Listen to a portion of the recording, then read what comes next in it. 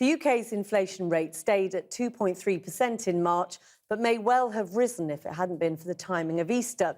Food prices in March were 1.2% higher than last year, the biggest annual rise for 3 years. It all begs the question of whether inflation is now set to rise in the coming months.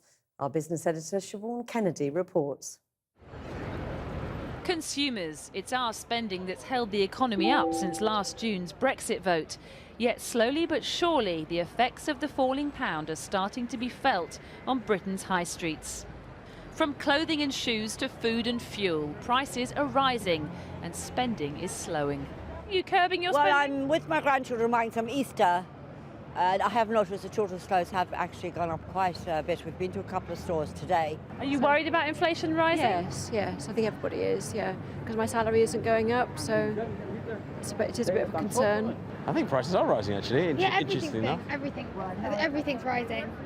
You felt that, have you? Yeah. Particularly food. The headline inflation figure held steady, but higher prices are hurting the high street. Figures from the British Retail Consortium showed spending on everything bar food fell by nearly 1%, the biggest drop in nearly 6 years, while spending on food rose 1.2% in the same period, driven by the first annual rise in food prices in 3 years. Inflation may not have risen this month, but there are some worrying underlying signs for the economy. For starters, consumers have begun to slow their spending at a rate not seen in years. And the one thing they are spending money on, food, well, those prices have begun to rise for the first time in years. So unless wages begin to grow and/or the pound starts to rise, then the problem for consumers on the high street probably won't go away anytime soon. Falling airfares did help out a bit this month, but overall, food, drink and fuel continued to push prices up. So what we've got is a real triple crunch at the moment. So we've got wages haven't grown in 10 years. That's unprecedented historically. It's incredibly slow wage growth.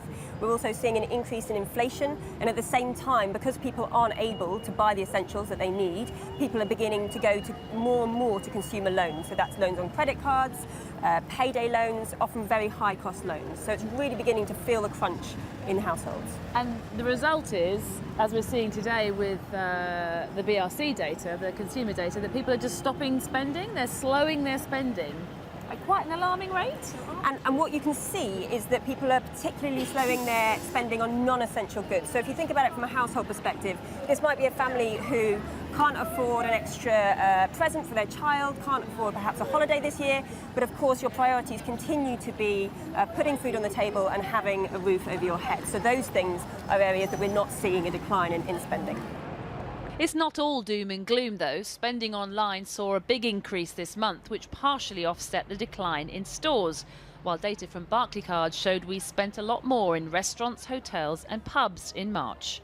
But with prices continuing to rise, the question is whether that pocket of spending, just like the high street, will gradually start to come under pressure too. And Siobhan joins me now. So good news for now that inflation has remained steady. Well, yes, but remember, Jackie, that the benign inflation number we saw today is largely, one of the reasons is because Easter is late this year. So the spending that we typically associate with Easter, increased airfares as people go away, etc., won't come through until April. So economists are expecting inflation to tick above the 2.3% next month compared to March. Now, how well we cope with those rising prices will depend on how much you and I and everybody gets paid. Tomorrow we will get some key wage data, official wage data for the 3 months to February. And the news won't be good. It's expected that the annual growth in wages will have fallen back a little bit to 2.1%, crucially below that 2.3% inflation figure, which means, we'll all feel the pinch and our real-term wage packets will fall effectively. Economists therefore worry that we'll react to that by spending less, by putting the squeeze even further on the high street and the economy.